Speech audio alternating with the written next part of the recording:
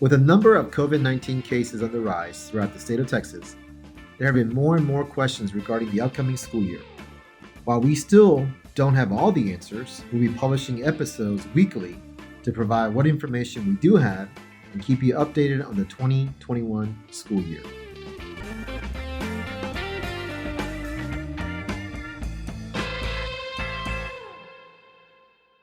I'm Andrew Kim, the Superintendent of Schools for the Comal Independent School District. Joining me today is the Assistant Superintendent of Curriculum and Instruction Design, Kristen Lueck. Let's just jump right into it. Kristen, thanks for being here. I appreciate it very much. You doing all right? Yes, thank you. Thanks for having me. All right. I know it's kind of a tough times out there, but boy, I really appreciate you and your team working on all of this stuff. I know there's a lot of work that goes behind that.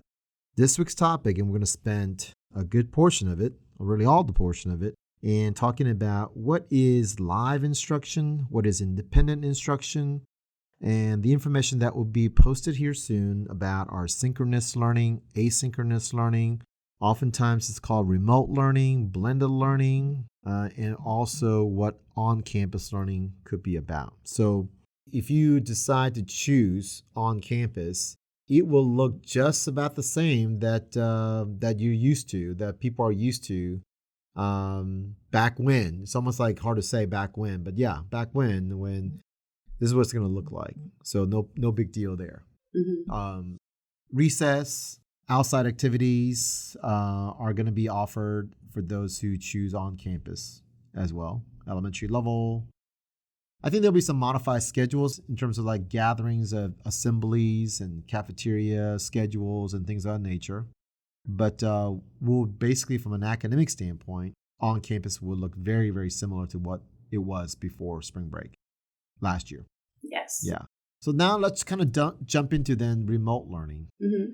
We're really trying to differentiate from what we did the last 10 weeks of school last school year.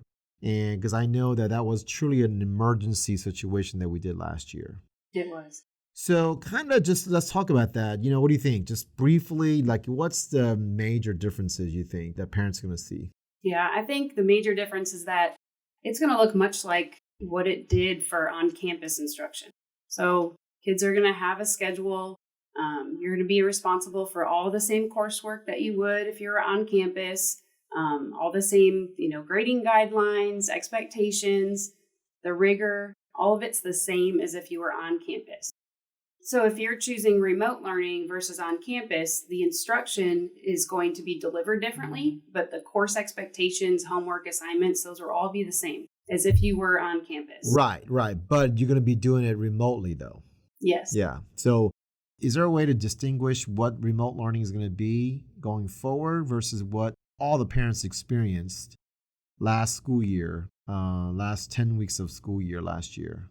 What would you say? I think the easiest way to put it is just kind of forget about that other than the fact that you learned how to use Google Classroom, Seesaw. Which is good, skills. Exactly. And even Google Meet. So right. those things are going to stay. Right. But the expectations and what we're actually having students do for instruction, that's totally different.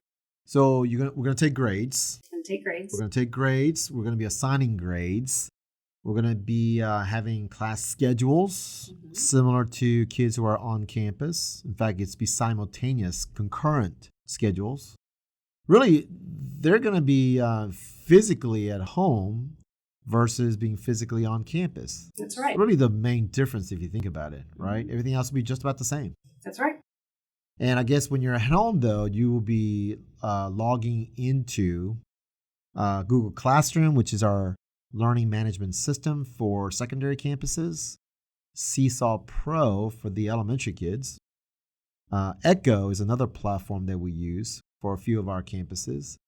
And then you log in and then you use Google Meets to get into the classroom, so to speak, remotely. Right. And that's where the teacher will meet you. Basically, you meet at Google Meet. Yeah, perfect. And so then you kind of talk, chit-chat, interact, ask questions, and then you log off into your work, and then you log back on for your second period class, third period class, and so on and so on. Exactly. Would that be correct? That is. What would you say to that? Why are we doing that? You know what I mean? Well, it's important for kids to have routines. We know that the more we can make it look like their typical day on campus, the better off we'll be able to provide the instruction that's needed. Yeah, yeah. With some flexibility. I think routines are very important. Routines are. But there's been a lot of, questions about, but if my child needs to, we don't have an extra laptop and I have 2 kids at home.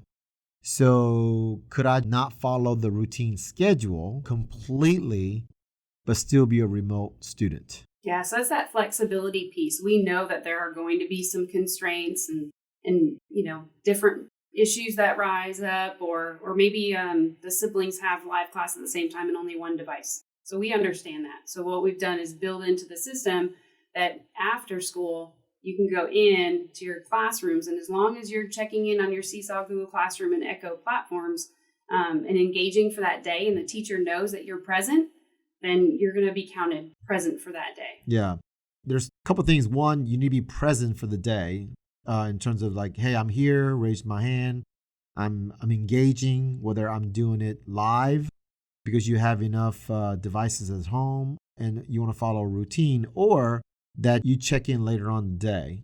But I think the key thing is that you got to do it by 11:59 p.m. That is correct. We want to make sure that every student goes into all of their classes and gets the tasks for that day. Yeah. So their teacher knows they were present and engaged by 11:59 p.m. Now, 11:59 p.m. is no problem for me because I'm up, at late nights. But I think that for some of our kids, I think some of our kids do stay up late nights. So perhaps that's what we'll be doing. Certainly, that's not what we encourage. But they still have the ability to get some things done to show that they are present by 11:59 p.m.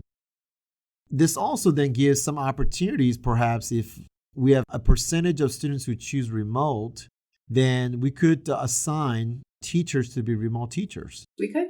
Yeah, and so that can be determined once we understand what parents are thinking. And this is why it's so important for parents to really let us know. It is. We're basing those schedules off of parents' choices. And right now, we need to know that as sooner than later because it takes tremendous amount of Herculean effort to try to schedule these things. So that would be a behind the scenes work that's going on that we just really need that information as soon as possible. So we can also position our teachers in a better way that perhaps meets their needs as well as meet the students' needs in many ways. Exactly. Yeah. So, and we were about to produce and put out information related to technology specs that parents may need at home in order to be a remote learner. Yes. I found out that you kind of need a device that has some level of production features, like a keyboard with a monitor and a camera. So, Chromebooks are, I think, pretty good. Internet accessibility has to be there.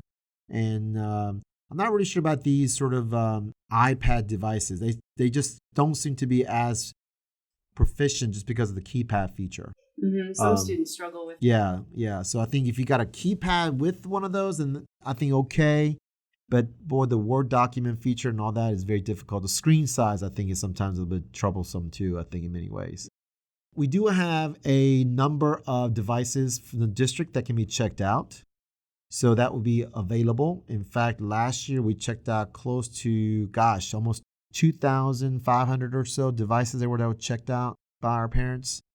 So we have some ready to go to be checked out once more. So that information will be coming out.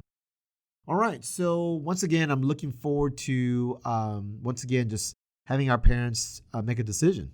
Once again, you can choose remote. The key there is 11:59 p.m. to get things done or to get engaged within that time period. You don't have to necessarily have all the homework done by then, but you got to be engaged to some degree. For those who are choosing on campus, it will look much similar to what people and students have been used to in the past. So once again, great job working this out. I know we still got some details to still finalize, but I really appreciate it very much. And hopefully this has been helpful to many folks who are listening. Certainly it has been helpful to just put our thoughts and just kind of confer. So I appreciate you very much. Thank you. And once again, thanks for joining. You've been listening to the Comal ISD Radio.